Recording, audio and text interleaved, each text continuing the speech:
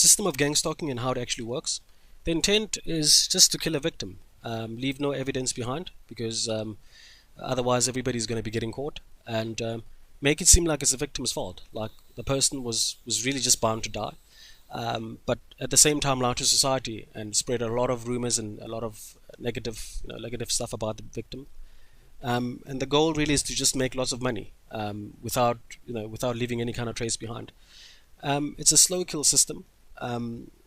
Again, ties in with the fact that you don't want to be leaving clues and traces behind, and destroy everything that makes the victim or a normal person to be alive, like a job, relationship, health, and everything else.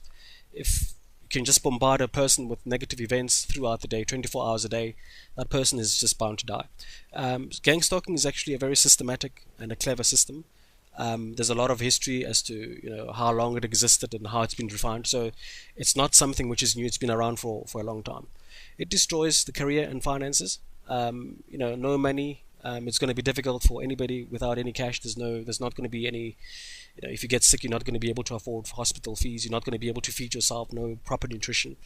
All relationships are destroyed. Everything. All relationships from even when the person was young, from high school, from all areas of life, all of them, every single relationship, they go to the person and then spread lies and sabotage that relationship. Personal health is also destroyed, creating diseases such as cancer and destroying vital organs, the heart, the kidney, and just making sure that you actually die. A person could still be mentally and spiritually strong and manage to survive. So the perpetrators or the guys who are attacking make sure that even the spiritual activities that are destroyed, prayer, meditation, and everything else. And mentally, you're being driven to be insane. System is actually made out of two parts. One of them is gang stalking, and the other one is electronic harassment. Gang stalking is more of the social side of these kind of attacks. So effectively turn the whole of society against the victim. Make sure that whenever the guy applies for a job, he can't find a job. Make sure that everywhere the person goes, he's got a bad name and nobody actually wants him. Drive the victim to complete isolation. And it's actually very difficult in today's world to live in complete isolation. No friends, no job, nothing, no life. And then there's also constant harassment, where everybody else seems to be in on attacking the victim, neighbors, friends, family. And then when it comes to electronic harassment, it's a case of 24-hour surveillance. The victim, has got no privacy. So anything that he does, the guys who are attacking him already know in advance. There might be bugs placed in the house. There might be hidden videos, or hidden. The cars might actually also be bugged. So everything that the guy does, all the phone calls, everything that the person is doing, the perpetrators know exactly what he's doing and what he's saying and who he's communicating with. Electronic harassment also is about inducing pain. So it's actually also a weapon where the victim is being attacked from a distance. Health and well-being is also going to suffer as a result. So ultimately, the aim is to make money. But if you made money in a simple way, it's going to be a scheme or a pyramid scheme or whatever, and people are going to catch on to it very quickly, and it's probably not going to last long. By using this gang stalking system, it's actually, it can run on for a while without ever getting caught. So first step is to find a victim. It could be anybody. It doesn't actually matter.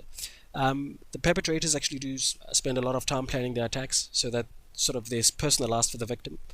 Then it's a case of physical attacks, making sure that the guy doesn't have any kind of privacy and he's, eventually falls sick. Destroy his public image so that, wherever the guy turns to, if it's a case of having a job, whatever. So everything that makes the victim to be sort of a human being is destroyed. And while it's doing all of this, make sure that the evidence is hidden. And profit doesn't have to be on death. It could be, as the victim is alive as well. So because the perpetrators or whoever, the network or whoever the guys that are running the systems are going to be making lots of millions, they can afford advanced technology for spying, for sort of attacking as weapons, whatever. And also, this system employs a lot of people, 24 hours a day. So there's a whole army of people just per victim. It's probably about 10 to 20 people, perpetrators per victim. And also, they go around paying normal members of society, maybe neighbors and friends, to sort of bribe them. And it might also be a person's family doctor is also bribed in some cases. It's very expensive to run. So but the incentive is there. At the end of the day, they're making lots of millions, so they can sort of more or less afford to run this sort of system. And there are just too many pieces to work out. It's ultimately it's a crime, but because there's so many pieces to work out, it's actually very difficult to explain to anybody, or it's very, even for the victims, it's very difficult for them to work it out. So the full picture actually looks something like this. Where the first step is to find a victim. The perpetrators actually don't make it clear to the victim that they're spying on him, so they pretty much spend a couple of months or even years stalking the guy, collecting a lot of information. So they study the guy's routines, they get a list of all his friends and relationships, so they can start turning those friends against the guy. They've done all of this by invading the person's privacy. And then comes a point where they actually start physically attacking the victim by doing a lot of stuff. Eventually it's a case of the victim becoming depressed, or maybe even becoming a little bit insane. Public image is destroyed. There's a lot of lies being spread. It's going to be difficult for the victim to find a job. And evidence is usually hidden by saying that the victim is a mental retard or has got a serious mental problem.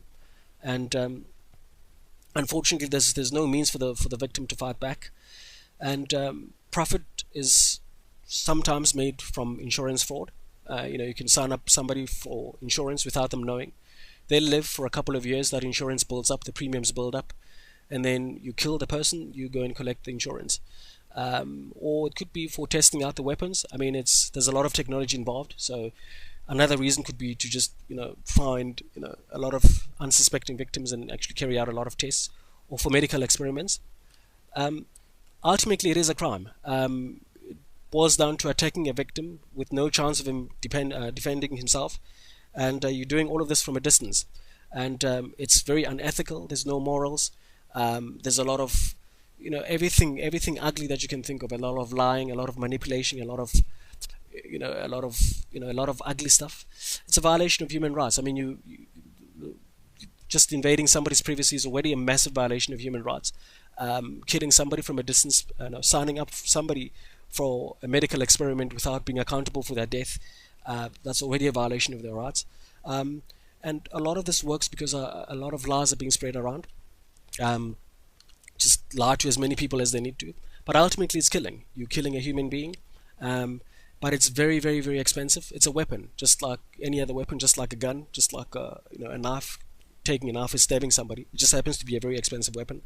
And it is a crime, unfortunately.